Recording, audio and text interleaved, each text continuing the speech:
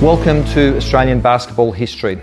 Why don't we start with your name, where you're based, and how long you've been playing basketball? Andrew Howard Parkinson. I'm based in Doncaster now, and I've been playing basketball for 50 years. So Parky, your story's been really well told. That is your basketball story, amongst others. What hasn't been told nearly as well is your Masters basketball story, something that we're very passionate about talking about. We're both very passionate about playing it. And otherwise, I think we've both share some visions for the future and what Masters basketball could look like into the future. We're keen to have that discussion with you today. But before we do, we want to start with a bit of a check-in on your health. And for those of you who are watching, who are meeting Parky for the first time today, very sadly, 5 years ago in 2019, you were diagnosed with a very rare and highly malignant form of cancer. So with that as context, Parky, how are you going? Yeah, not too bad. That was nearly 5 years ago, and Masters basketball was always connected in it because it was actually the week before the 2019 Aussie Masters in Adelaide, and we were has-beens are all set to go and play in the tournament. And I went to the doctor as I normally do before tournaments, just to get some sleeping tablets to help me sleep, and some painkillers, and some anti-inflammatories are always good to load up before this week tournament.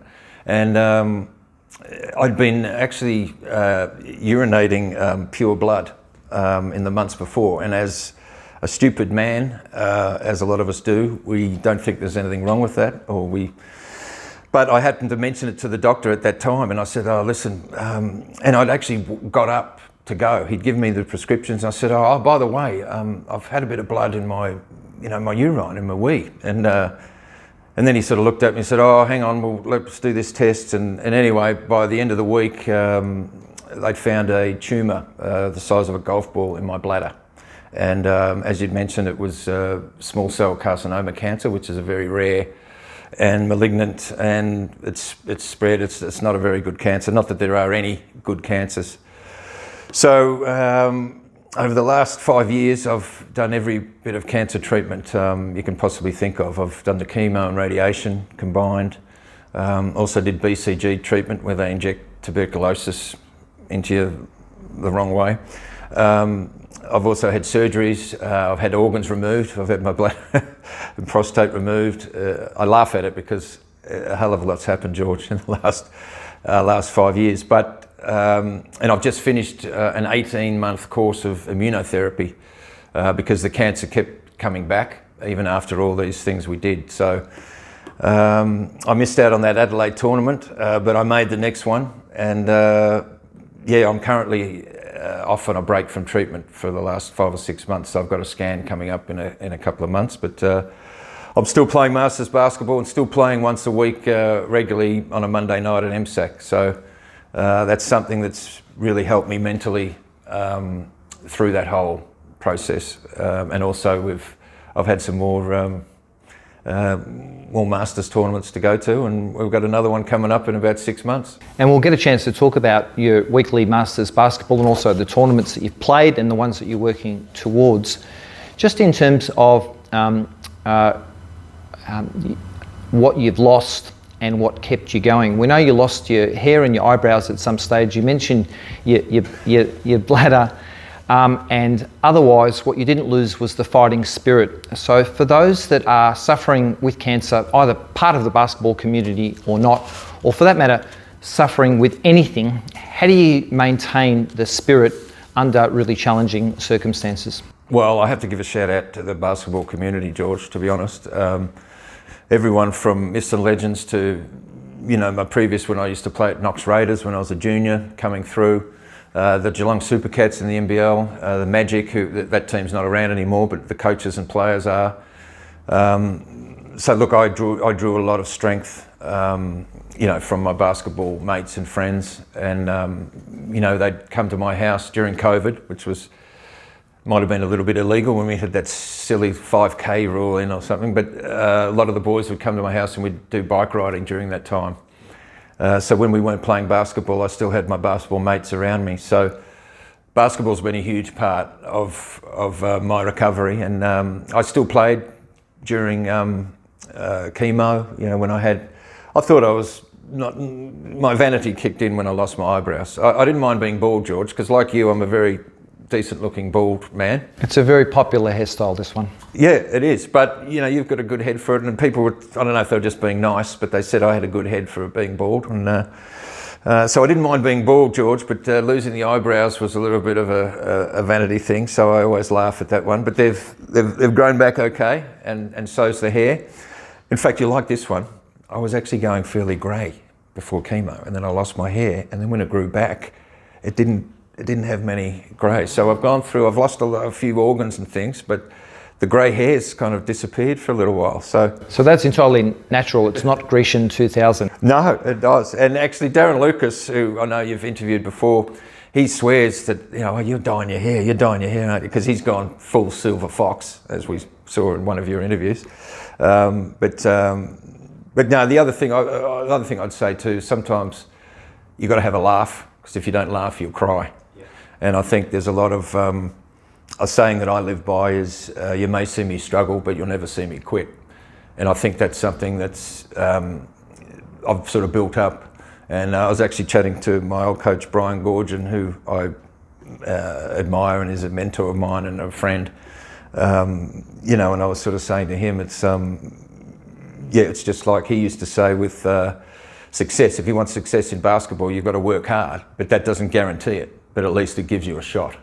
So that's the way I've always lived my life, and now dealing with the cancer demons, that's something that I've always sort of, as long as you give me a shot, you know, I'm a good chance. So I lost my mother to cancer only 18 months ago, and I really feel that she's passed on her strength to me in dealing with it. But look, George, every family or person knows somebody that's gone through it, and sometimes it's not just the person with the ailment, with the cancer that it affects their loved ones, you know, their children, their spouses, you know, their mum and dad, you know, their sisters, brothers.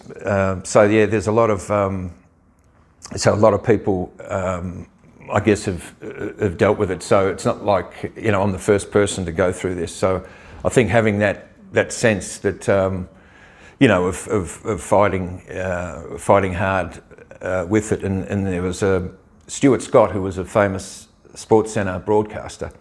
Before he passed away from cancer, he gave a speech. I think it might have been at the ESPYs they do, and something that really stuck in my mind, and I live by, and I tell people, and that is, he says that people that die from cancer, and we all know someone that has, like my mother recently, it doesn't mean you've lost your battle with cancer, because you beat cancer by the way in which you live with cancer. So that was something that stuck with me from the beginning. I remember someone sent me that, and I was very grateful to hear that, because it put everything in perspective. Because, you know, my mother, for example, is not a loser. She's the toughest member of our family. She passed away from cancer, but cancer didn't defeat her. The way she lived with cancer, and getting on with her life, and not complaining, and having a laugh instead of cry, has really held me in good stead. So that's kind of where I'm at, George, at the moment. Is, you know, I was actually told 5 years ago that the cancer that I had, there was more of a 50% chance that I'd be dead within 2 years. So that's basically by 2022. So I got to that mark, and we're now in 2024. So I feel like I'm on bonus time. I made it to my eldest daughter's 21st, and I got my youngest daughter's 21st coming up this year. So those are milestones that, I really get emotional about, even just thinking about them. But to be able to be there for those times, and obviously my daughters will get married one day, and they'll have children, and I'll be a grandfather. So there's a lot of things that obviously, you know, to live for. But I'm just gonna, while I'm here, I'm gonna live my life, you know, to the fullest. And as I said, you know, you might see me struggle, but I'll never quit. Well, you mentioned your mum. I lost both parents to cancer. Sorry to hear that. Yeah, thank you. I understand the importance of family, and I'm keen to understand what changed in your life and in your family's life after you got the news. Oh, wow, geez. Well, I know my parents were just beside themselves, because it's the last thing you want to hear as a parent. that there's a chance that, you know, you might have to bury your son. So that was something that really sort of stuck with me. So yeah, I guess, yeah, no, it was just, look, and everyone deals with it differently, George. It's like last Friday, for example, Corey Homicide Williams, an ex-MVP of the NBL, he's famous for commentary, and we had a golf day for him that they ran, which they did for me actually 3 years ago, and that's what I mean by the basketball community being such a great thing. And yeah, to see him, he's 10 years younger than me too, by the way, and he's going through it all now, and it's yeah, you kind of have this brotherhood, I guess, with people that you know, have been afflicted by it, and as I said, everyone, there's not one person I know that hasn't been touched by it, whether it's their parents, like yourself and me, or it's a brother or a close mate or someone like that. So, you know, there's always someone there, and at times I probably was a bit self-absorbed, you know, with it. But in saying that, I think, yeah, I had to.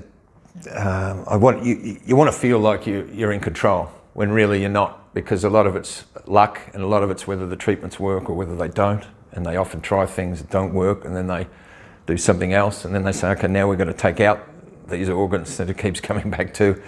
So there's surgery, so there's so many different emotions and different times, you know, you go through. But the support I've had from, you know, my family and also from the basketball community, I can honestly say that, yeah, I don't think I'd be here now. And everyone says, oh, you've got such a great attitude. And generally the people that tell me that are the ones that have helped me get that great attitude. And that's through all my friends who are all through basketball. And it's Masters friends. And, you know, and that's the beauty of Masters, which I think we'll get onto later, is that you actually can make new friends in your life. So I've actually made a lot of new friends, you know, through the Masters basketball that I wouldn't have otherwise had. So you've spoken about your mental health and the support of your family and your friends, and we'll get a chance to speak about your physical health. But I think one of the important stories that people who are watching this might like to hear is about nutrition and supplements, because you do a lot of work in that space as well. So tell us about that regime. Big time. Yeah, no, I got on to, well, Jody Hooper from the Wudsy Foundation, who ironically, early 2019, I played in a charity game, and it was to raise money for some cancer patients. I'm Andrew Parkinson, and I'm here with my two beautiful daughters, Angel and Phoebe, and we're about to do the Wudsy Dance Challenge to raise money for cancer patients.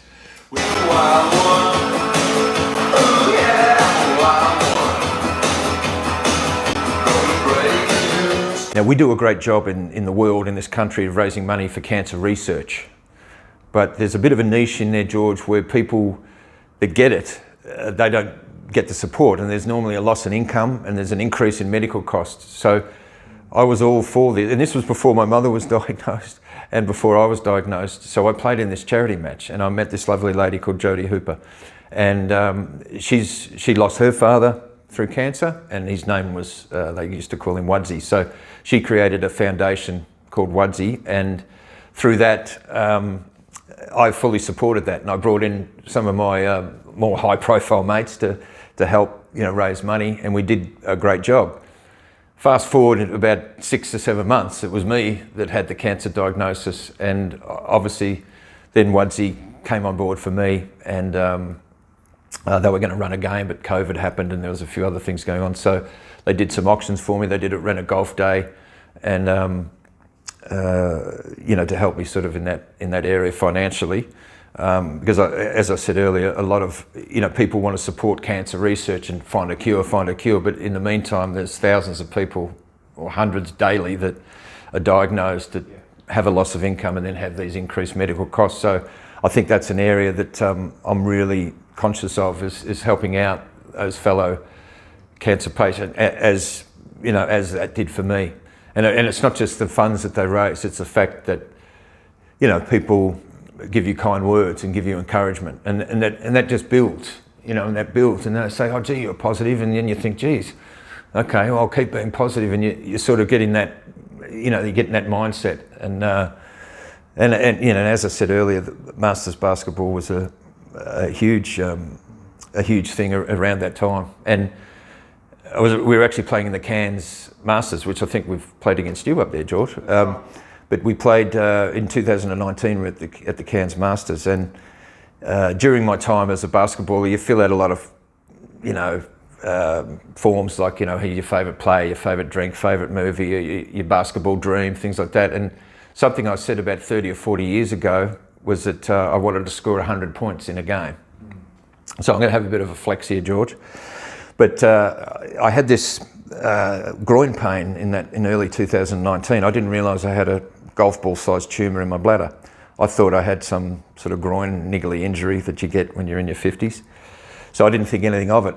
And I went away in this tournament, and one of these games, I started to get on fire a little bit, and I felt like there was a higher force sort of helping me. And at that point, Chris Anstey, Mark Worthington, Cam Rigby, Shane Bright, Darren Lucas, a few of my teammates sort of said, "Oh, look, Parky's hot, let's keep going to him." So I think I had about 45 at half time, and then I had about 77 at three-quarter time, and the boys are saying, and I sort of said, "Hey guys, I'm exhausted.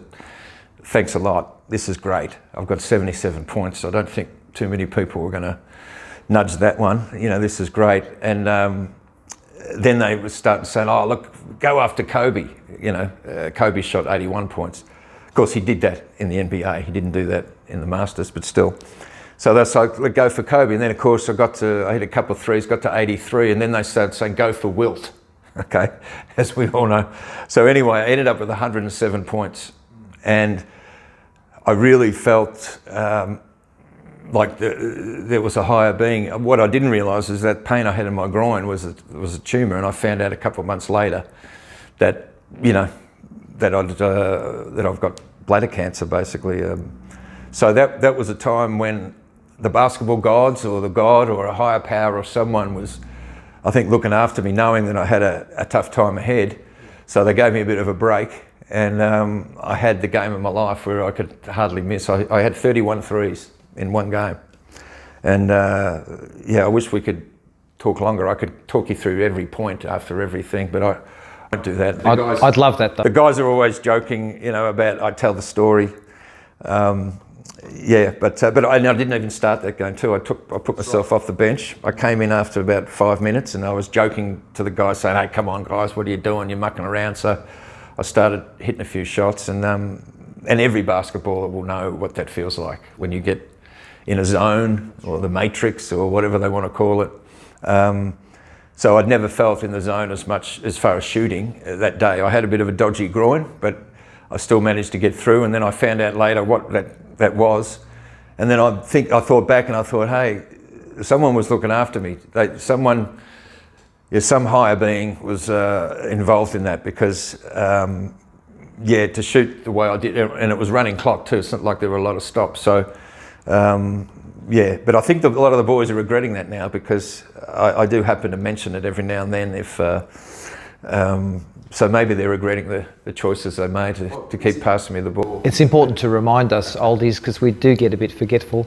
But they were wonderful too, George. They gave me an award at the gold medal award, and I was presented by Alex Loughton, who's a Cairns legend up there, a Cairns Taipans legend. They presented me with a nice bottle of brandy, I think it was, to acknowledge that no one had scored 100 points in a Masters game before. So I'm pretty sure that's a standing record. I don't know if anyone's topped the 107 yet, but I don't think I'll be getting anywhere near that anywhere in the future. But it was wonderful to, I guess, fulfill the childhood dream, and something that I always liked to score and liked to shoot. And it happened for me in Masters basketball. Well, long may that record reign. Let's talk more about your Masters basketball journey. And a mate of mine describes, having come out to see me play, a mate of mine describes Masters basketball is a sport that looks like basketball, only slower. How would you describe it? Yes, no, that's true. That's true. But they have over 30s in Masters now, and I'm sort of a bit of an old guy compared to a lot of my mates. A lot of my mates are sort of about 10 years younger than me, some even younger. So I've had to play in younger age groups over the journey. So I haven't experienced it. In fact, I played in a game, in the gold medal game in the World Masters in Auckland in 2017. Yeah. against the Lithuanian, basically national team, the team that I think they won silver or bronze in the Sydney Olympics. And yeah, we played that game. I'll tell you, that game wasn't slow, but no, I do get your point. I think yeah, a lot of the Masters basketball as you get older, which I'll hopefully be there one day. I hope it does slow down because yeah, well, just recently we played in the Pan Pacs and we entered in 35s because we had a guy who was 39. He was pretty handy, Mark Worthington, who was an ex-boomer and whatnot. So we played over 35s, but then they ended up putting us in with the over 30s because they didn't have enough teams. So here I was as a 56-year-old, 55-year-old playing in over 30s, but you know, we had the team, we had a pretty good team, you know, we still managed to win the gold. But so no, I haven't really experienced the sort of, you know, the old slow masters. Sometimes they might play us against some older teams like in Cairns and things like that. And yeah, and that's where it's difficult because it's like, well, do we play up to our full potential? Or do we just sort of tone it down a little bit? But then if you tone it down too much, then sometimes your opposition feel like, oh, don't take it easy on us just because you know. So there's a fine line sometimes when we play. Yeah, with how hard do you go and how, you know. You mentioned has-beens before. It's also mentioned by Peter Lawler and Darren Lucas, who we interviewed recently. So you came up with the name. Tell us about the origins of the has-been and the personalities that you play with in that team. Yeah, well, I have to give a shout out to Pete Lawler because he got me involved in Masters in 2002. It was the World Masters in Melbourne. And I'd just turned 35. I was turning 35 that year. And I thought Masters was 35 and over, so I was kind of waiting, you know, to turn 35 and play. But as it turned out, I played in the over 30s and the over 35s, I think, you know, in those games. And it's funny, I've still got the bag from 2002. And I was thinking last night, I took it last night to my A-grade game at MSAC. And I remember thinking, you know, this bag is actually older than some of my opposition players. Like I'm playing against 20-year-old kids, 21-year-old kids. You know, they were born in 2002, 2003, 2004. So yeah, my journey started in 2002 with the Myths and Legends. You know, through Pete Lawler, because we were playing in a lot of these Ballarat tournaments as well as a Masters. And that's kind of where the has-been started in 2015. A bit short on players, so I thought, hey, let's bring in Chris Anstey was one of my first calls. We got Jason Smith involved, Sam McKinnon, Cam Rigby, Brett Jeffries. There's a lot of ex-NBL guys, and we had such a great time playing for the Paper Boys in this tournament that we all sort of said, hey, why don't we? This is fun. You know, we get to, you know, this is what we missed about playing days. You know, going away on tournaments, travelling together. So that's when we decided in 2015 that we were going to go to the Adelaide Masters, I think in 2015 later that year, and we were going to go to the World Masters in 2017. And then, of course, we've been to, I think, 3 or 4 Pan Pacs now. We've been to a few Aussie Masters. We went to the first Asian Masters Games in Penang in 2018, I believe it was, right before the Pan Pacs. I think the Myths and Legends went to that one as well. I know I saw Fari there. They stayed in the same hotel. So yeah, so my Masters journey's been, what, a good, coming up to 22 years now, George. And I think the importance of Masters basketball for me, you know, I was only a professional, so to speak, getting paid to play for about 12 years.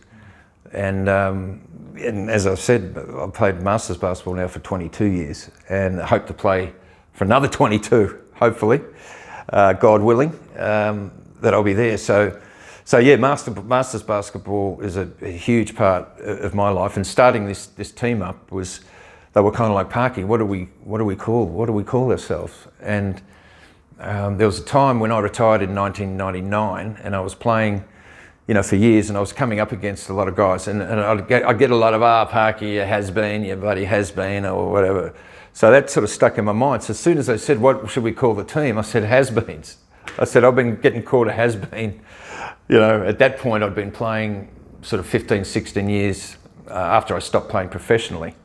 Yeah, so I knew exactly what the team should be called. I thought, I'm going to turn this around, and everyone's been calling me a has-been, so I'm going to own it, and I'm going to call the team has-been. So we're all has-beens, really. I mean, you're a myth and a legend, but you're also a has-been, George. Exactly. So, you know, we've all got a bit of has-been in us. We've all got a bit of, you know, myths and legends. So I think it's along those same sort of lines, you know, is that we may have once been a bit better at our sport, you know, in our prime years, but the importance of Masters basketball, you know, for not just for your physical health, but for your, you know, your mental approach, and to still be around your mates, you know, and to train for it. I know our guys leading up to a tournament, oh yeah, Parky, I'm getting on the bike, or I'm doing this program, or I'm starting to work out in the gym, or whatever it may be. You know, Chris Anstey got his hip done, you know, and he made sure he timed it so that he wouldn't miss a tournament. So, you know, there's things like that we, you know, Masters have become a big part of my basketball life. Well, you mentioned Ballarat as a regional Victorian tournament that was wonderful in its day, but you put on a Myths and Legends jersey late last year when we played the Surf Coast Masters down at Torquay and had a blinder on day one. Speaking about interesting Masters basketball team names, there was a team down there called Voltaren, which I thought was just as good as has-beens. We've been looking for a sponsor, and I think Voltaren would be a great sponsor. Absolutely. So what was that tournament like for you, and who played down there with you? Yeah, no, I enjoyed it. I haven't been feeling great. It's I play once a week, and I can generally gear myself up with my meds and recovery and things. So I only played the one day, 2 games, and that was enough. But no, I enjoyed it. Between games, we went down to the beach and had a bit of got on the beach in the sun, and it was good to be back playing with the Myths and Legends jersey on. There was a few teams there. There was a white team, a blue team, and a red team, I think. But I enjoyed it. Great. Well, thank you. And you're heading up to the Pan Pacs in November. Do you do any preparation before a week-long tournament that's different to what you do week in, week out? Not for me, because I've got my one game a week that I sort of train for and have. But no, a lot of the guys, they don't necessarily, you know, play regularly. So leading up to that, we'll try and get together and have a few scrimmage sessions, a bit similar to, I guess, what Myths and Legends do at the Veneto Club. So we sometimes meet at Hoop City, which is a basketball where the Melbourne United are based out of. So we sort of try and get together and, you know, get a few runs into us before we go. But you know, we don't take it too seriously. But as I say, I think guys know leading into it that it's good to be in shape, especially for those week-long tournaments like the Pan Pacs. It's there's a lot of games to get through, so it's always good to be, you know, physically prepared. A lot of games and sometimes a lot of drinking. Oh yes, the party time, because that's what you miss, George, when you play. If you play, whether you play professionally or not, well, for the professional guys, what you miss, you don't miss the training sessions and the meetings and the tape sessions and all that. You miss your time around the guys and the games, you know, and the fun times after the games, and that's what Masters basketball obviously, you know, brings as well.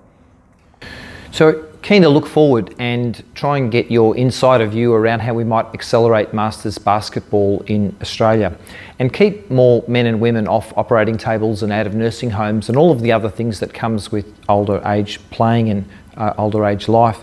How do we get local basketball authorities and stadiums to move away from this view of the world where I put an over 35s night on and I've done my work? How do we get them to start putting on over 50s and over 60s competitions like we already have in Adelaide? Yeah.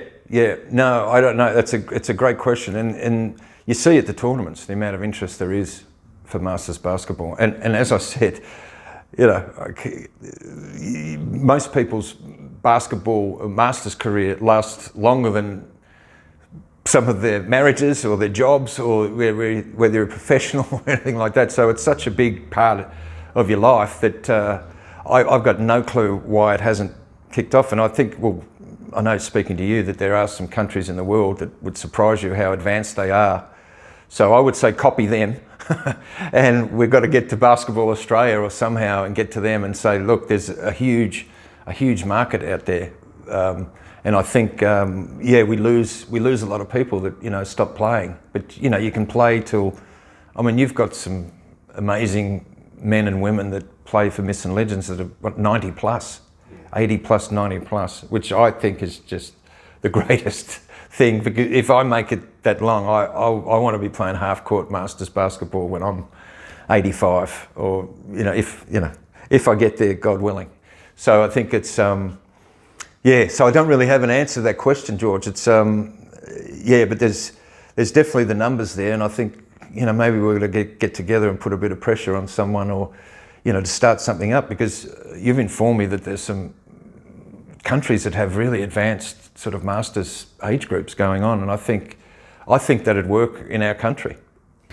We also have had a conversation about one of your early inspirations for the Has-Been, and that you might have been one of the first people that saw the opportunity for an NMBL, a National Masters Basketball League. What would you like to see at the national level? Yeah, well, that'd be great, and that's part of the reason we started. Well, not part of the reason, but we thought when we start this sort of ex-NBL Has-Been team, that we'd get a lot more teams saying, "Oh, okay, well, we're going to get a team together, try and take these boys on," and that it hasn't sort of happened. It sort of hasn't happened that well. Maybe it'll take a while, but no, there's definitely there's a huge market for it. I wish I had the answer to it, except to say that we've got to get some wise heads together, because there's it's Masters basketball is huge. And I know junior basketball's big in this state anyway, in Victoria and the country, but when you think about it, Masters basketball is just seriously lacking as far as the competitions you can have, whether it's a national competition that you can play over a certain amount of weeks, or whether you do a state competition and then you have the winners meet somewhere and they could coordinate that with some of the tournaments they already have. But a lot of these Masters tournaments, they're not, just about all the ones we've gone to, they're not specific just to basketball. They've got all sports, and they're introducing new sports, and it's a bit more of a money-making thing than it is for the actual, for the sport. So I think, look, it'd be great to get all the Masters heads together and come up with something. Yeah, well, I think you're right. There are these multi-sport tournaments that are run by event managers, which we just love. Australian Masters Games, Pan Pacs World Masters Games. We're there for all of them. But you'd like to think that there's enough momentum in the community to have something like a National Masters Basketball Week, which is pure basketball, and we come out and support that at a different time of the year. Yep. No, I'd be all for that, I think. Because look, we travel all around. There's been Australian Masters in Perth, Adelaide. I remember Geelong. I played for Myths and Legends, I think, in Geelong. Before the Has-Been started. So that was probably late 2000s, around the 2008 mark, around there. So we have all these tournaments, and everyone seems to be able to, get a week off work or whatever it may be to go away. So I think, I think it'd be great to have like an ongoing, competition, and whether you sort of coincide that with Masters, or you do something where it's a standalone tournament maybe. Well, having had a chat about your health and also Masters basketball today and tomorrow, I was keen to go back to the start and ask you about your earliest basketball memory. Okay, well, that was easy. As a 7-year-old, exactly about 50 years ago, I was playing at the Dandenong Market Stadiums, and it was concrete floors before they even put the floorboards down. So that's how old I feel, and I tell that to a lot of my mates. They can't believe it. So I played for a team in Dandenong called Wedge, and I was 7, and it was pretty cold, George, in the morning games. And I remember I may or may not have had a little bit of a tantrum and a bit of a cry because I didn't want to take off my tracksuit pants because it was too cold. So I was a bit soft as a 7-year-old, and that's my first basketball memory. And I remember putting up a shot, and I could see my mother in the background. She was in the stands. She jumped up like this, and I think it just hit the backboard. I don't even know if it hit the ring, but it's a memory that's it's stuck with me. And but it didn't start with a lot of glory. I remember the stadium just like you did. Mum used to take me to Dandenong basketball stadium, and it certainly was the days of tight shorts, long socks, and otherwise, yeah, formative years. In 1988, you were one of the first ever Australians to go across to do an NCAA basketball program, and you went to Slippery Rock University. Perhaps you can tell us about that experience as a young Aussie lad. Well, it was a great experience. The movie Crocodile Dundee had just come out. So in America, Australians were considered pretty cool. And of course, being on the basketball team. But yeah, I went there as a 19 or 20, I think, no, I turned 21 when I was over there. Which I was pretty popular when I turned 21 because that happened to be the drinking age in the state of Pennsylvania. So I became a lot more popular at 21 because I could buy all the liquor for everyone on the team. But yeah, no, that was a Division II school. And it was a real eye-opener for me to go to college over there. I had a few offers, and I guess I went there to improve my basketball, but I found out in Playboy that year, Slippery Rock University was voted the number 4 party school in the whole of America. Mm. So I had a few schools sort of recruiting me. Simon Fraser University from Vancouver. There's a few NAIA schools, a couple of Division II schools that I had a choice. But I chose Slippery Rock University because it was known as a party school. But as soon as I got there, I soon worked out that it might have been a party school, but there was nothing party about being on the on scholarship. Because when you're on scholarship, the coach in college basically owned you. And back in 1988, yeah, there weren't many protocol. They used to run the play. Yeah, he used to really run us. But it was a good eye opener for me to go there and see and play against a lot of these athletes and play against all Americans. When I played for Knox in the SEBL or NBL 1 as it is now, you play against the occasional American and stuff, but over there, yeah, and no, so it was really good for me to go there. There was another guy, you might have heard of his name, Andrew Gaze. He actually, that same year, went to Seton Hall. His journey was a lot more publicised than mine, obviously, because he took his team, Seton Hall, all the way to the Final Four, that year in 88, 89. So, so it wasn't a really done thing back then for Aussie kids to go, to college. And now it's like there's actually hundreds and hundreds of kids over there. So I feel blessed that I guess I got to, experience, that coming from my era, because there really wasn't anyone going over there at the time. And it was a lot different because we didn't have internet and FaceTime and things. So I went over there, I used to write letters to my parents just to let them know I was okay. And occasionally the coach would let me call him on my phone, on his phone, every month or so. But so for me coming over, as an Aussie kid, as a 20-year-old and sort of getting over there, and it was basically I was on my own. And it really did help, I guess, my maturity as well, but also my basketball maturity. And from that, Barry Barnes's wise wisdom, as he figured, because I had a little bit of a party guy reputation, and that's why I probably wasn't cracking it into the NBL at that age. Because by the time you're 20, nowadays, by the time you're 20, you've already been identified and you're either in the NBL or you're never going to make it, kind of thing. So for me, it was great because that then opened up for me in 1989 to go to the Geelong Supercats, and I signed a 2-year deal as an NBL, as a professional basketballer. So it worked out well for me. I only had 1 year there, but I think it really prepared me, for the years ahead.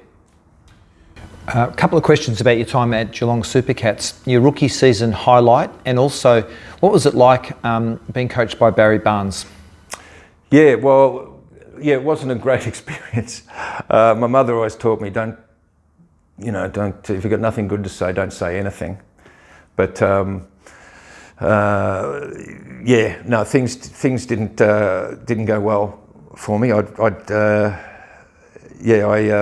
After 2 years, Barry just sort of cut me and sort of threw me to the curb. I was sort of done, and I think I was 22, 23 at that age, and and I thought my sort of NBL dream was over. I didn't really get much of a shot. I actually, the best game I had was when Barry was overseas coaching the Australian team in the World Championships in 1990, and Tex Keeley was the coach, and I was training well. And he decided to start me against the Giants. We played against the Giants. And I ended up scoring the highest, I think at the time, it might still stand, but the highest score in a quarter for the Geelong Supercats. I had 19 points, had 5 threes in a quarter. So I went from being a bench guy to not playing, and then I started, and my first game I ever started, I actually did really well and I ended up with, I don't know, 28 points or something, whatever it was, but it was my career high at that time. And that was when Barry was away. So, yeah. So, but we had some funny moments because the following year after he'd cut me, I had a very good year, which I'm sure we'll talk about, but, and I made the All-Star team, which he was coach of. And then I made the Australian squad for the 92 Olympics, which he was coach of. So, yeah, so I think, yeah, it was weird for both of us, the fact that he'd sort of cut me. And then all of a sudden I had this great year after he'd cut me. And then, yeah, and then next thing you know, we're at an NBL All-Star game and he's coaching the South team and I'm on the South team. So it was a weird reunion. Let's talk about that great year, 1991. You moved to Melbourne and the Southern Melbourne Saints. How did the move come about? Well, yeah, as I just said, I'd been thrown sort of to the curb. I hadn't played much. I'd showed I'd showed a little bit of form in certain games. But yeah, I was walking at Albert Park one day. I think I was watching my brother play on a Wednesday night, and I had no NBL, so I didn't know what I was going to do. And Gary Fox was there, and he'd just been given the job for the Saints with Rob Morgan, and they had a guy called Simon Curl, yeah, who was going to stay in the team, and they wanted me to come and play. So I signed a 1-year deal to go and play for the Saints, and that's when I got my opportunity to start. As I've already said, I made the All-Star team that year. I won the most improved player. I made the Australian squad right up until they had the last 15 guys. I was never going to make the team, George. They had Andrew Gaze and Leroy Loggins were in my spot. So Phil Smythe, Luke Longley. Yep, there was that crew. And yeah, and there was a story, I guess. Yeah, I remember being in camp up in Canberra, and we're training at the AIS. We were there for a couple of weeks, and I was there right to the end. And I remember Andrew Gaze, and I was there kind of knowing that, and Andrew Gaze, it was fairly competitive, yeah, competitive. I remember Dean Utoff was part of that squad as well, but yeah, it was a very high level competition, and Andrew Gaze went up and came slammed down on the ground and was grabbing his knee and leg, and instantly my mind went to, oh shit, if he's broken his leg, or I might get a chance. Not that I was wishing anything bad on Drewy, but in saying that, he went on to play 5 Olympics, so I think he would have been okay to miss one. But that was one time when I thought, oh geez, and that's really the only time I thought I had a chance of making that team, was when he went down. But then I started to think about it, and I was joking, saying Andrew Gaze is probably better on one leg than me on 2 anyway. So I figured that they'd probably take him on one leg. And that would have been a great Olympics to go to, because that was the dream team with my idol Larry Bird and Magic Johnson and Michael Jordan and Patrick Ewing. Yeah, that was fairly well known. They're now saying that the team they've got for this year's Olympics is better than the dream team, but I still think that dream team sort of had the best place. But they've got a pretty good team coming up in July in Paris. But so that was a great experience for me to be involved, at that time, and to be recognised, that I'd basically gone from nowhere to being cut from an NBL team to, being thrust into and having an opportunity with the Saints. And then of course the merge happened with the Saints and the Spectres. This is 92? Yep, at the end of 91, start of 92, that's when the famous merge happened to create the Magic, and that's when Brian Gorge and Spectres merged with the Saints. But the only 2 people they kept from the Saints side were myself and Andre Lemanis, who has become and is a famous or world-renowned coach now. And he was a pretty decent point guard, to be honest, as well, that we had at the Saints. And so we came over to the Magic in that 92 year, and that's when I won my first ever championship. I've got my rings on today, George. I wore them for you. It's a flash of the rings. So that's the 92 one, I think.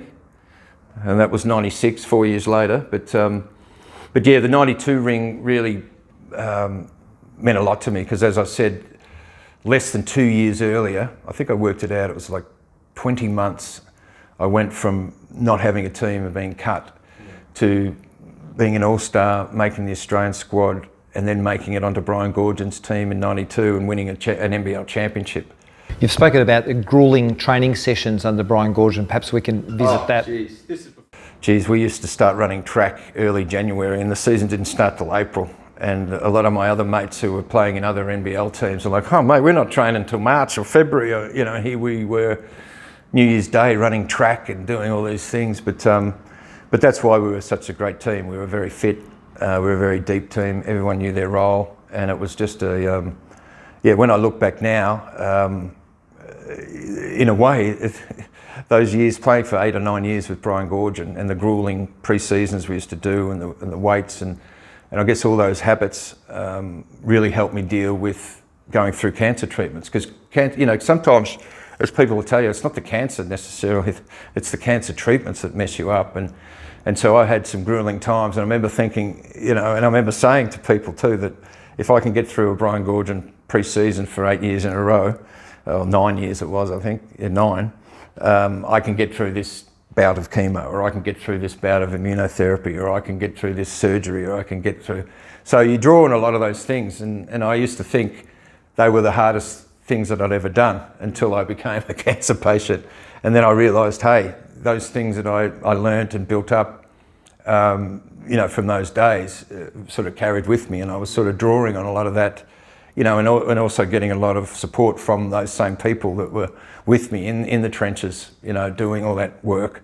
So, yeah, I wasn't the fastest or the quickest or the strongest guy, George, but I never pulled out of anything and I never missed a session or anything. Never feigned an injury or never tried to get out of anything because I knew that my role was that I couldn't afford to miss anything. After I'd been cut, after my first 2 years, I thought this is the last time I'm going to, you know, be cut. So I really, but no, those pre-seasons were just something else. But yeah, we all, you know, that was a case of what doesn't kill you makes you stronger. Yeah. So it'd be nice to say that about cancer treatments, but I think that's one exception. Cancer treatments, they don't kill you, but they don't make you stronger.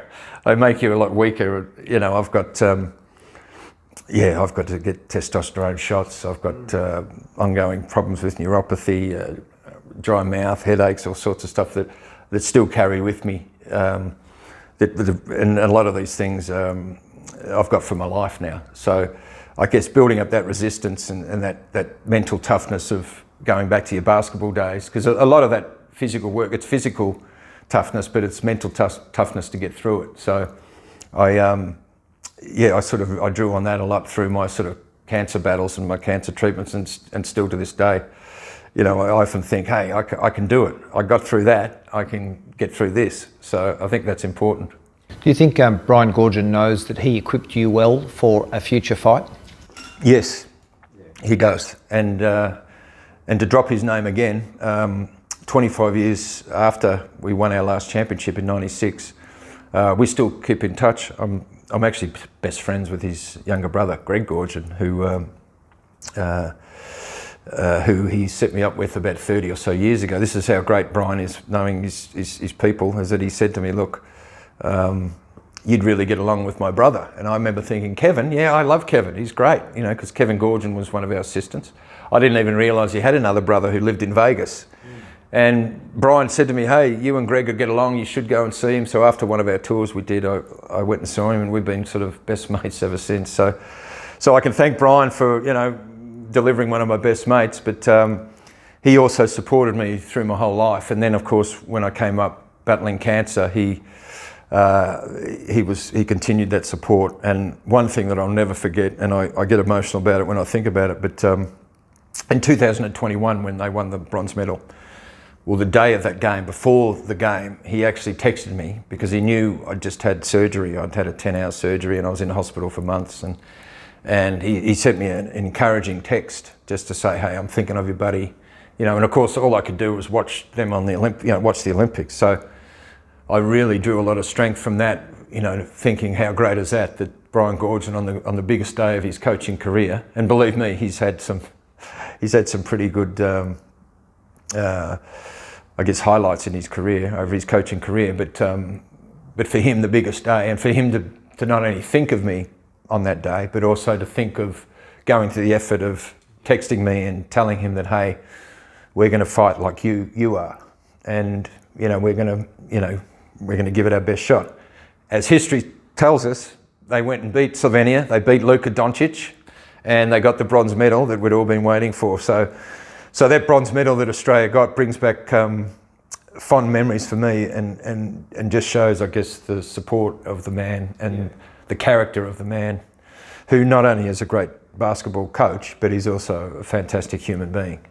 And he does that with a lot of his players. I think he had a little special interest with me. I think he saw a lot of himself in me. He as a player was a great shooter, and I think he valued that part of the game. But he also valued the way I was around the group and things like that. So he really taught me how to handle myself in basketball, but also in life. And so for him to do that, for him to reach out to me on that, on the biggest day of his coaching career, really, it still gets me sort of emotional in a good way, in a strong way.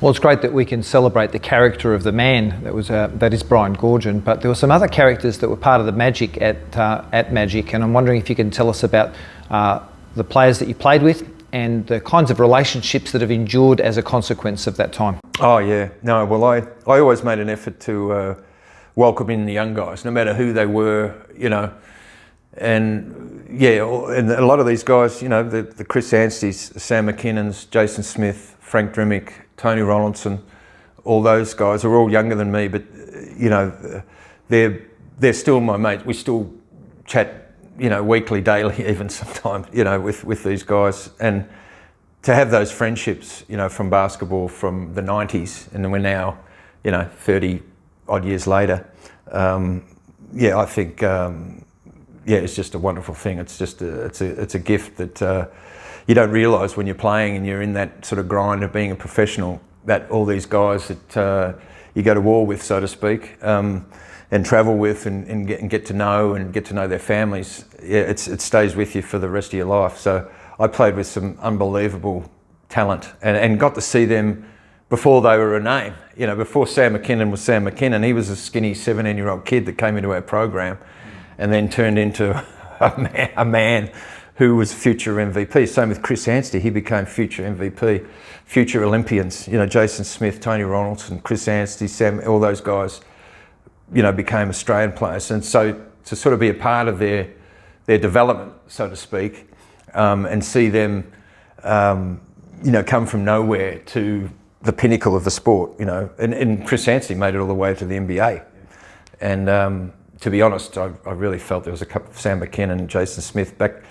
If they were playing in today's day, they would definitely get a look in to the NBA now. It's just that back in the 80s, 90s, there wasn't a lot of, the communication. There was no internet and, video. They didn't really know of the NBA. Whereas now, the NBA, although David Stern was onto us, because he actually presented my 92 championship ring.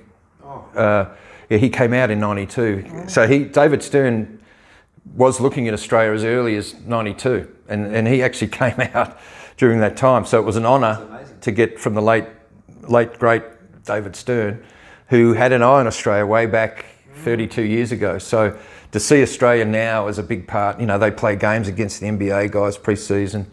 A lot of our guys go and play summer league over there. A lot of our guys have had 10-day contracts or, had opportunities to play in that big league. So it's great to see a guy like Chris Anstey go and play against Michael Jordan and play in the NBA after seeing him come through as a junior kid who had only played the game for a couple of years because he was a tennis player right up to about 18, 19. So there's some amazing players. Some of the imports I played with are Robert Rose, Adonis Jordan, Billy McCaffrey, Mike Kelly. I've got to mention Mike Kelly. You've got to give him, because the 96 ring I don't think I'd have if it wasn't for Mike Kelly. He coached, everyone would know him as the coach of the Southeast Melbourne Phoenix, but I know him as a guy who was just an amazing human being, and there's another mate that I still keep in contact with, and And these guys always keep in contact with me and always checking up on me, seeing how I'm going and what do you need, you know, things like that. So, geez, yeah, some amazing players that I played with during that time. Melbourne Tigers were your toughest competitors? Yes, well, both these rings I'm wearing, George, were against the Tigers, but they got us in 93 and 97. So, yeah, I always... the year that they got us in 97, they were actually out of the 6. I think we had a top 6 in those days. And they picked up Marcus Timmins and went on this run and won 17 games in a row. They didn't lose till they played us in the grand final series, but you have to win 3 games. You have to win 2 games out of 3.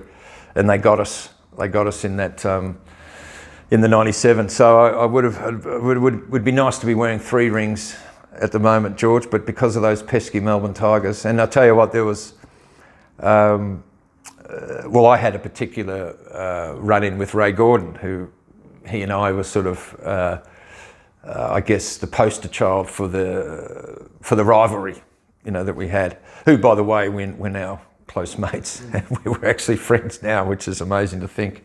How we used to bash each other up back in the day. He got suspended for 3 months for King hitting me, and yeah, I might have accidentally on purpose got him back in later years and stuff. But no, that was just a great rivalry. It was great for basketball because you couldn't go anywhere in Melbourne without someone either yelling out, "Yeah, go Magic, go Parky," you know, whatever, or "Go Tigers," or you know, calling me names or saying something, you know, "Go Ray Gordon," or "I hope Ray Gordon knocks your head off next time," or whatever it is.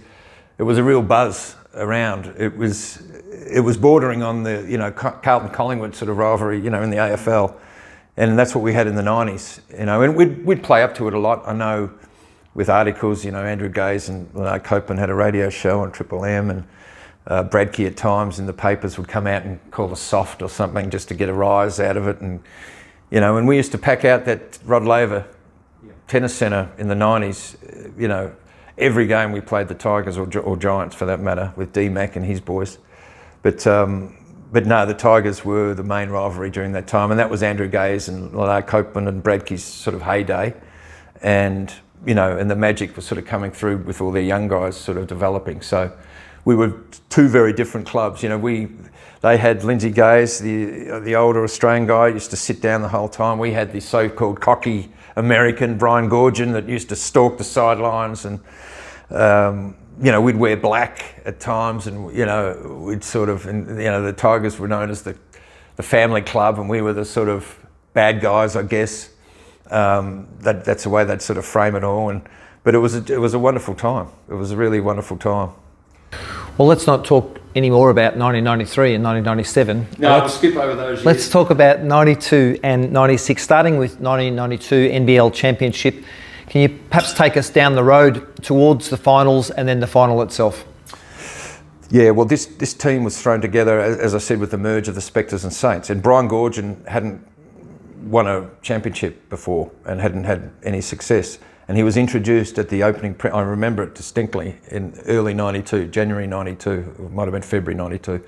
And he was introduced as the coach of the 1992 champions.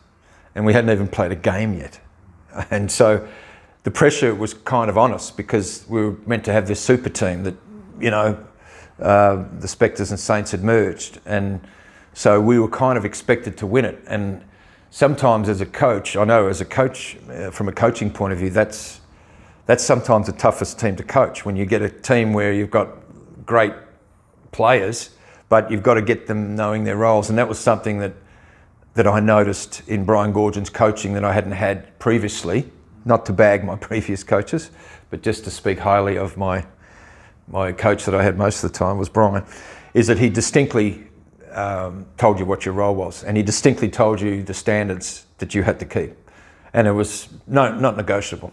You just had to do it. So I came into this environment, and it reminded me a bit of my college days, where the coach kind of treated you like he owned you, and you had to set the standards. So that was one thing that took me a little while to adjust to, because I'd just come from being an all-star and starting and scoring all these points. And yeah, I haven't even told you about my 50-point game yet, George. I can't believe we haven't mentioned that one. But no, well, that was a good one because it was against Barry Barnes who'd cut me. But anyway, back to we'll stay on 92. So yeah, for me, I'd come into this environment and this culture. So that's when I started to realise what culture was, and the standards you had to set in the training sessions and the level of training sessions. The one thing I will remember that sticks out to me is that I remember going to games in 1992 thinking, oh, it's a game. This is going to be easy. It's not going to be as hard as our practices. Because I was up against Darren Lucas, who was Defensive Player of the Year, and he was the gaze stopper. And I would play against him 5 days a week, 10 sessions a week against him. And then you drive in and you got John Dodge and Chris Anstey waiting for you, or you got Sam McKinnon jumping out of the gym. So I do distinctly remember feeling this sense of oh, good, we're on each other's side. And we'd look around at each other in the eyes before a game and we'd be like, thank God we're on the same team today. And I used to feel sorry for the teams we played against because the atmosphere and the training regime that we had was harder than playing the games. So I'd go and play a game and I'd sub in after 5 or 6 minutes and I was just like, bring it on. You know, I'm going to dominate this kid. I'm going to be able to guard him. I'm going to, you know, because we had it, that was the environment that Brian Goorjian lived by, and he still lives by all accounts. Yeah. So he actually wanted to make it harder for us in trainings to prepare us for games. And I swear, we used to roll up to games, especially home games at the tennis centre, when we'd have a big crowd there. And, you know, you get Hobart Devils coming in, or you'd get, you know, someone coming in, and I'd be thinking, you guys don't even know what you're in for yet.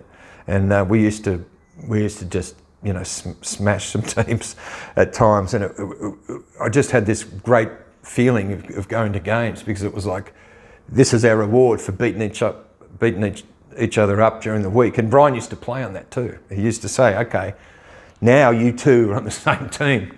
So, you know, David Close or Aaron Trahair or Andrew Gaze, you know, they're now going to cop it for 48 minutes, you know, because we've prepared ourselves. So, yeah, that really gave me the appreciation for the process, I guess. And that was Brian was all about. It's about the process, Then you get to the game and he'd be like, Parky, you know, let your nuts, you know, let them hang. Just go for it, mate. Shoot it, you know. And he'd sometimes tell me off for not shooting. And he'd say, mate, if you're not going to shoot, you're no good to me. You might as well come and sit next to me. So I soon learnt and I developed, you know, if I shoot my first shot and it misses, it doesn't matter. He still wants me to keep shooting because that's my role. So if I got it again and I passed up a shot, he'd tell me off for not shooting. So I really got a good rapport with him and a good understanding of what my role was, and everyone else knew their role. And the fact that we trained so hard against each other really did make the games feel, I guess, easier. Take us back to the 92 final when all of that discipline paid off. Well, game one, we got beaten and our point guard, Darren Perry, went down with an Achilles, which is, you know, he was out for a year. And so we're down 1-0. Leonard Copeland's talking trash after game one and I couldn't really tell him too much, but after we won game two, I made sure I let him know that you're going to be in trouble. And our conditioning really came into play because game one, they beat us. I actually personally had a good game, and that's another lesson I learned. I think I had 18 points in my first ever grand final game off the bench. So I was thinking, geez, you know, I did pretty well, but I soon learned all that stuff does not matter at all unless you win. And everyone gets a ring. It doesn't matter if you've scored 18 points or you've scored 0.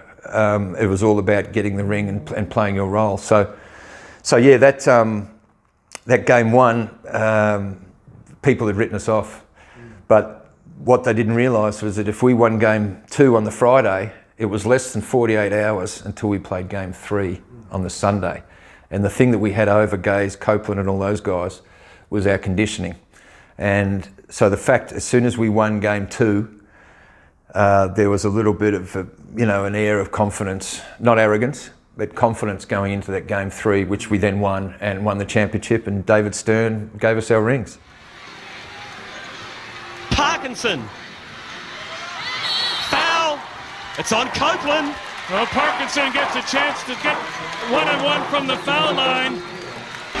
1 minute 30 seconds left in the game. Scores tied. Andrew Parkinson at the free throw line for the Magic.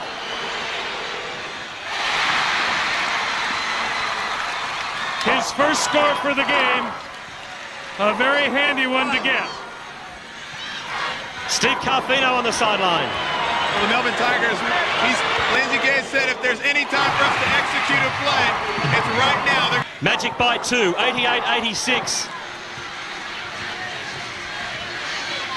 Simmons with the ball for Melbourne. Whitehead. Gaze is the man they'll be looking for. He has the ball. There's Copeland. Jump shot. Rebound Dorge. Being double teamed. Foul's called. Simmons inside for 2 over the top. Misses again. Parkinson grabs the ball for the Magic. There's the foul. One, not more than 30 seconds ago, looks at it again from 15 feet.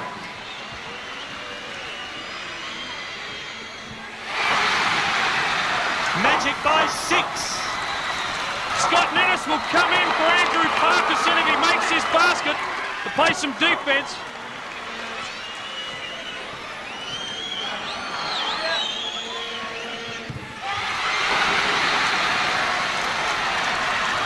Timeout called by the Southeast Melbourne Magic. Gaze for 3. And the Magic are champions for season 92. Now it's time to celebrate. And you backed it up. Tell us about the road to 96 when you did that again. Yep, well, we can skip over 93. The Tigers won their title. Exactly. And I think it helped them win that title, losing to us in 92. Yeah. And I think, and a lot of the Spectres guys who played for Brian, they'd lost in 91 previously. So I think it helped us, a lot of our team, losing in 91. So sometimes you've got to lose before you win. It happens a lot in AFL footy. It happens a lot in sport generally. So it was the Tigers' turn in 93. I think 94 the Giants won, which was another Melbourne team. They beat, and then 95 Perth won, and then 96 those juniors, the Smiths, McKinnons, Anstey's, guys like that Brian had been developing, which may have meant that we weren't as successful in 93 to 95. But by 96 these guys were starting to be really good players. So 96, the same thing happened. We won game 1, they won game 1, we won game 2, and then game 3 we won by 38 points. Well, wasn't a good one. Drimmick comes up with the ball. 4 seconds to go. Parkinson, the last shot of the game for 3. It's there! It's a big 3 to Parkinson. What a way to finish for the Southeast Melbourne Magic.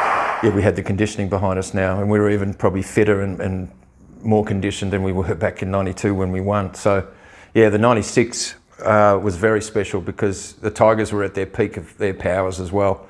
But I truly believe the conditioning and all the hard work we did in those pre-season trainings from the 1st of January, I think that really held us in great stead. And that's why we ended up winning those 2 championships that we did. After 96, you develop a back injury in 97, forces you into an early retirement in 98 at the age of 31, and some work in media. But before we get there, I'm keen to ask you some rapid fire questions. Firstly, about you as a player.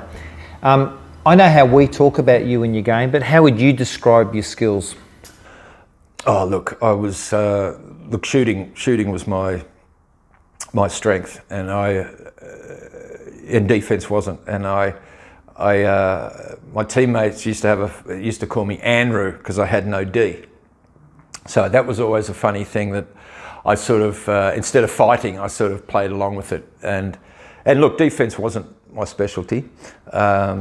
Scoring was. I obviously had to improve my defence, to play for a Brian Gordon team. But yeah, no, I'd say I was a good teammate. I think that was one thing that I prided myself on was sort of getting around to the guys, especially the younger guys coming through, to make sure they felt welcome, and also, and that's held me in good stead, because a lot of those players who went on and had far better careers than mine, you know, went on to be Olympians and things like that, really gave me a lot of joy. Being, you know, not being an Olympian myself and missing out in '92, but to see a lot of these other young kids sort of fulfil their dream was a real highlight. So no, I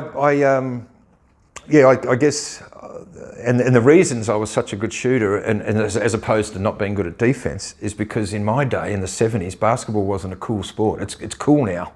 But back then, you know, I played footy, cricket, tennis, like all my other mates, but a lot of my mates weren't interested in basketball. They used to think it was netball.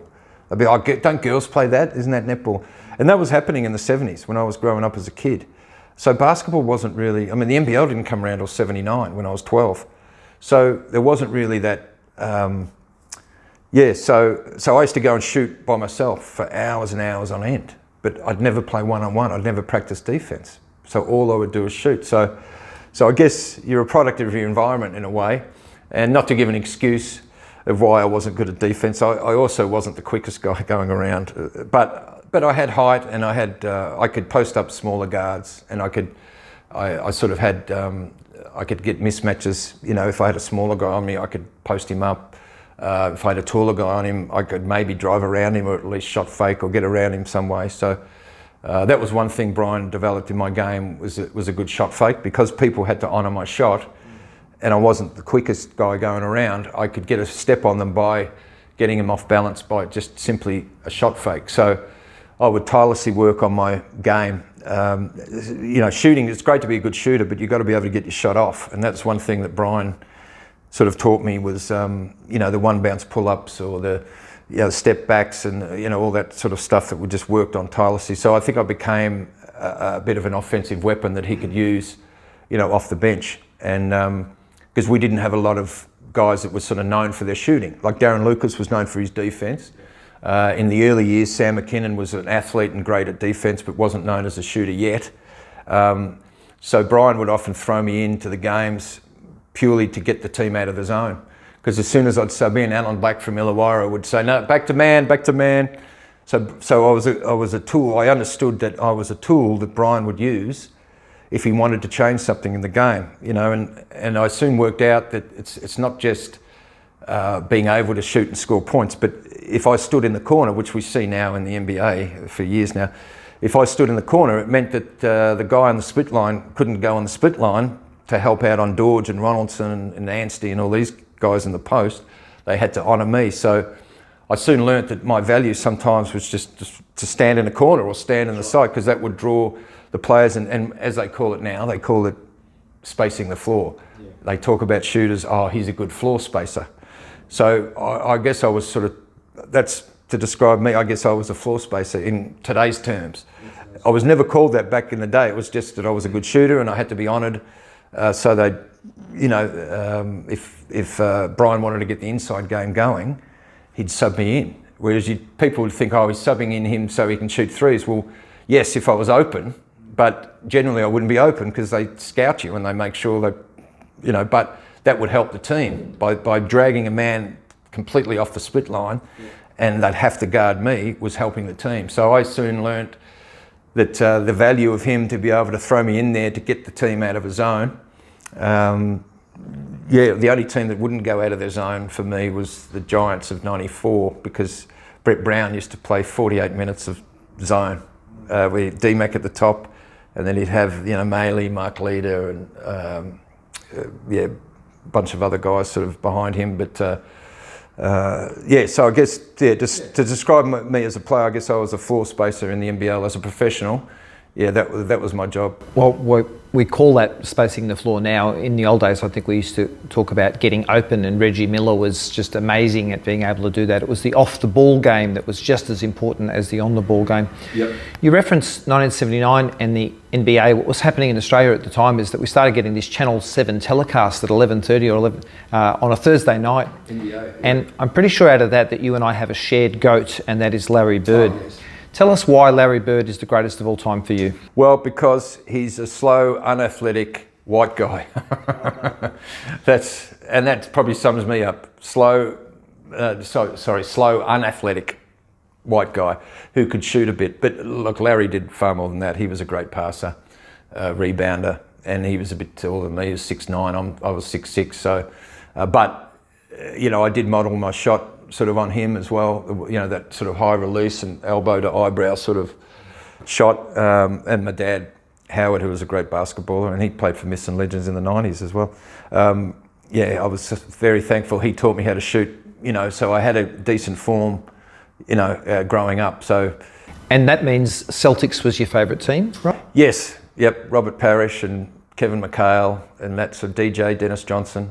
And Maxwell, but they just got together recently, I understand. Yes, yeah, no, so that mode was, look, I love Magic Johnson as well, and then Jordan came along, and I loved, you know, watching him play as well, but no, as a white guy in Australia that didn't have a lot of athletic skill, just to see Larry Bird, the way he did things, he didn't rely on his athleticism.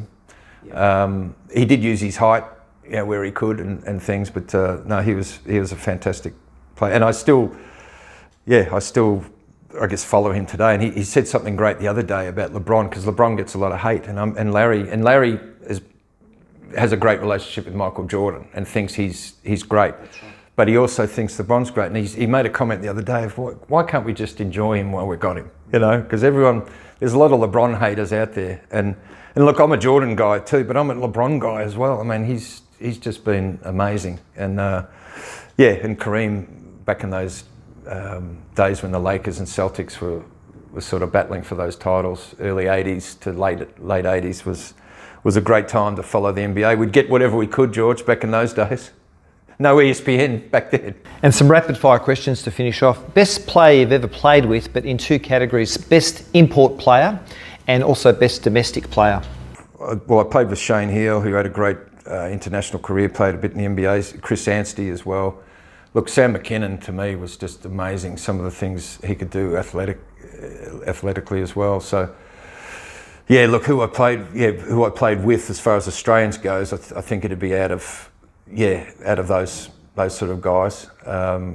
As far as an American, Rob Rose, I think I joked earlier, but Mike Kelly helped with the 96 ring, but I don't think I'd have the 92 ring without Robert Rose, because when we lost Darren Perry game 1, he basically took over the point guard spot for games 2 and 3, and I don't think there'd be many teams professionally that could lose their point guard, who was a 35 minute a game player, and then lose game 1 and then win games 2 and 3 without your point guard. And we did that purely because of Rob Rose. And best player you competed against, again, domestic and import? I'd say Andrew Gaze, but only down one end of the floor.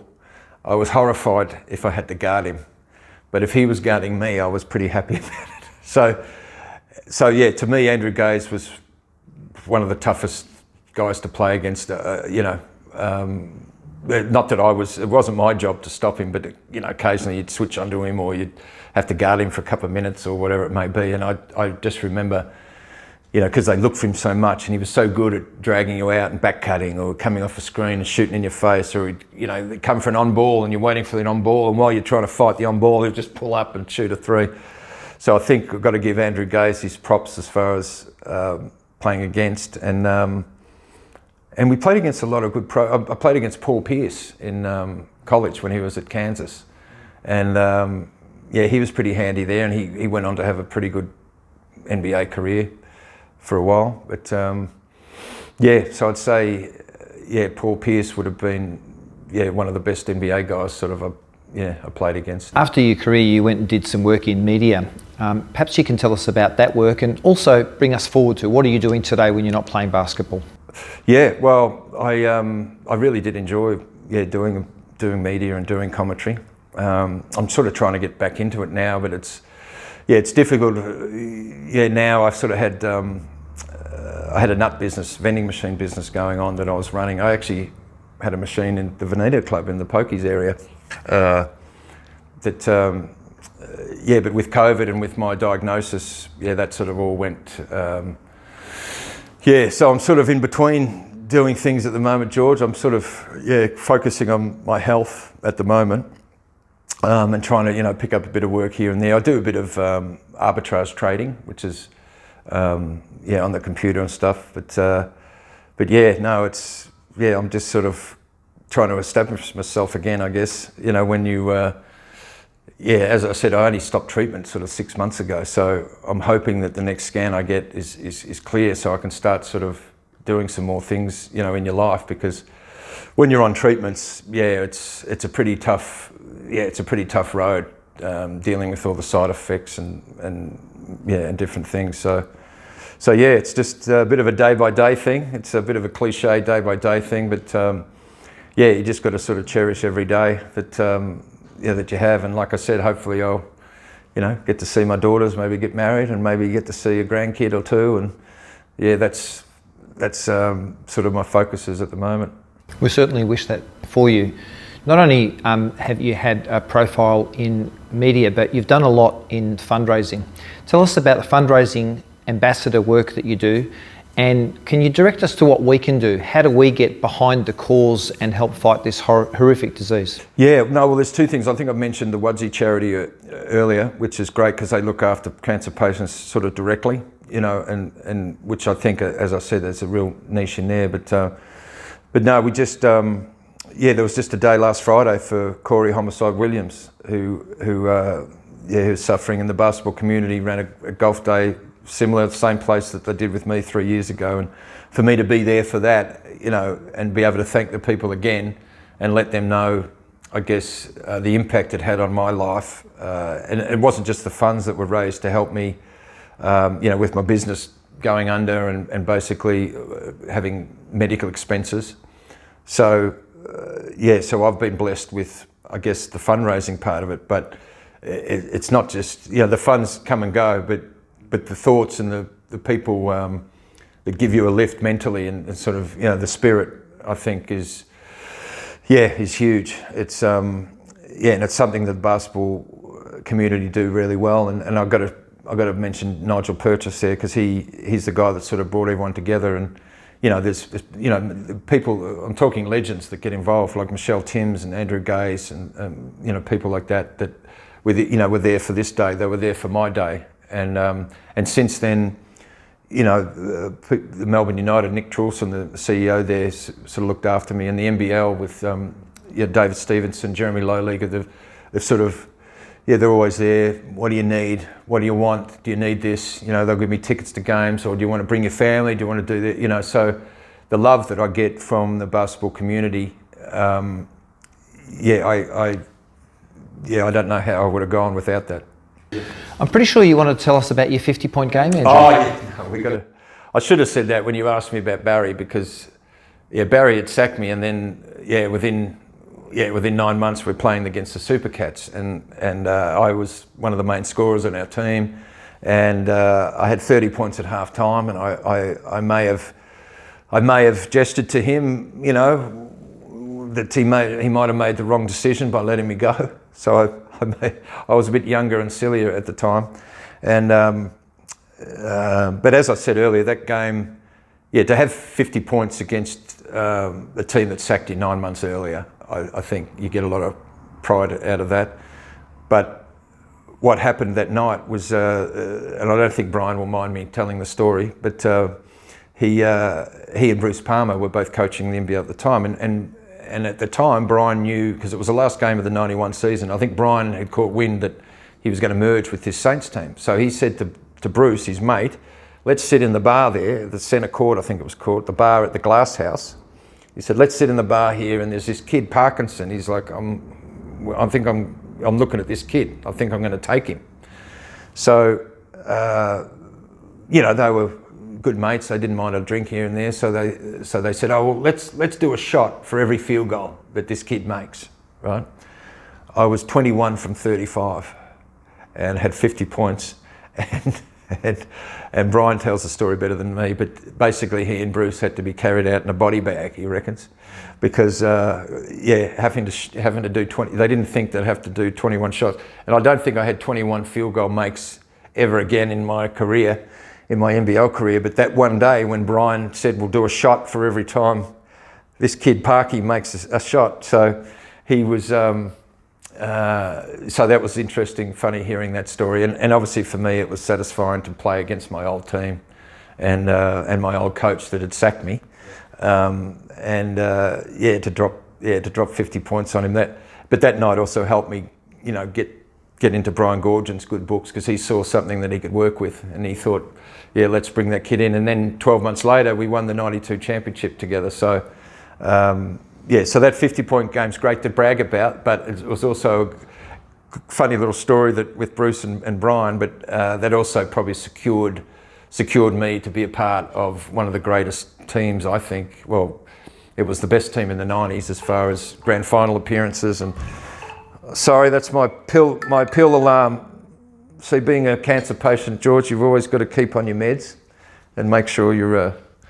So excuse me for that. But so that was the. So that was that game, which was I got a lot of joy out of. Parky, we started cheering you on a long time ago, and we've never really stopped cheering for you. I appreciate that. And it's just absolutely wonderful that you were kind enough to spend time with us today and tell us about your life as it is and your involvement in Masters basketball, which a lot of people don't understand. We often talk about it in these interviews as Australia's best kept secret. Oh, it is. We've both been able to find a place, as others have, that you can go and do what makes your heart happy. Yep. And keep fit and preserve your mental health as well as your physical health. I look forward to playing against you for a lot longer. And I wanted to finish up with your plan and your sort of vision for the future. What are the goals you're working towards?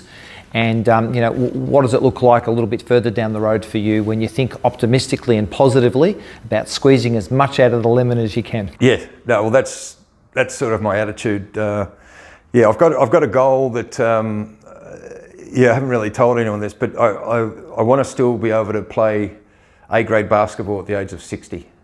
So I've got 3 years. I don't think I'm a liability yet, although maybe I should ask some of my teammates that on a Monday night. But yeah, so that's a bit of a goal for me, and also to live till 60, because I was told by 55 that I was probably, not going to be around. So I guess to answer your question, my goals are to keep living, and I guess appreciate, that I'm kind of like on bonus time, and to still have the Masters basketball and all my mates that we can get together, once, twice a year, whatever it may be, to go away on a tournament together, keeps us all together. And I can't speak highly enough of having that sort of Masters basketball, and it never ends. Everyone's professional career ends. That you could say that about anybody. Even LeBron James, who's playing till he's 40 and he's playing at an unbelievable standard. It's 40's still young, and I used to say when I played professionally that I would do it for free, but I genuinely believe that I would have done it for free. And I played with some guys that I don't reckon would have done it if it wasn't for the money.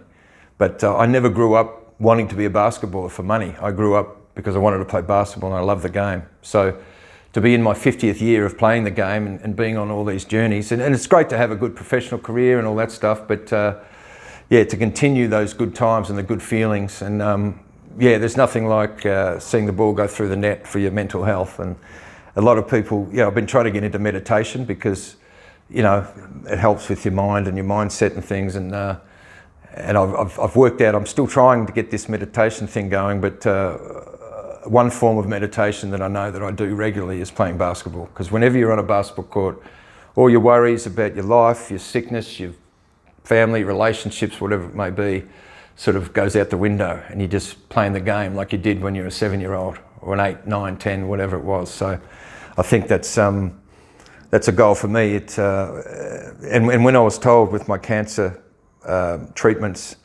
with the chemo, they said you're going to get neuropathy, nerve damage, and you can get it in your hands and feet. And I was petrified, because if you get it in your hands, you can't play basketball.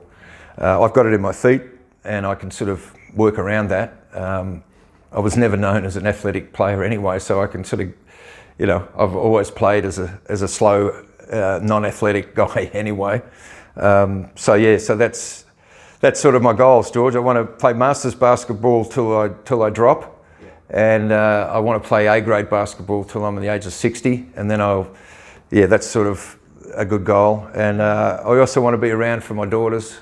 yeah, I want to be around for my daughters, you know, and see all their milestones in life. I think that's, you know, family's what life's all about. But I've definitely got an extended family, and that's the basketball community. So, well, in the short term, we will see you at the Pan Pacs in November up on the Gold Coast. And there'll be two players there that Australia's two oldest basketballers. Des de Kretser will be 90 years old, and his son Dale, who played for Sydney and for the Saints, has promised his dad that he'll come out and play at the age of 60 because Dad's playing at the age of 90. is he 90 now? Yep. And even older, our oldest player, Ray Barth, will be 94 and planning on getting to the Pan Pacs. So, See, they're the real heroes.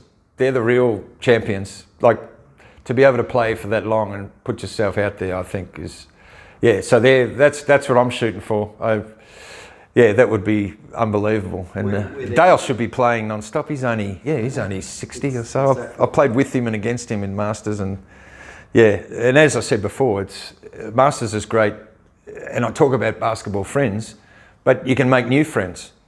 You know, and I think that's one thing that has happened with the has-beens, and going to these tournaments, you see the same faces, and you know, you have a connection. I have a connection with Myths and Legends, obviously. So yeah, it's yeah, we've got to get together and try and get something going with this Masters League, because it's, you know, you can play till you're 90. Most people play longer, and you know, they'll have longer years playing Masters basketball than they will any professional or any job or any relationship or whatever it may be.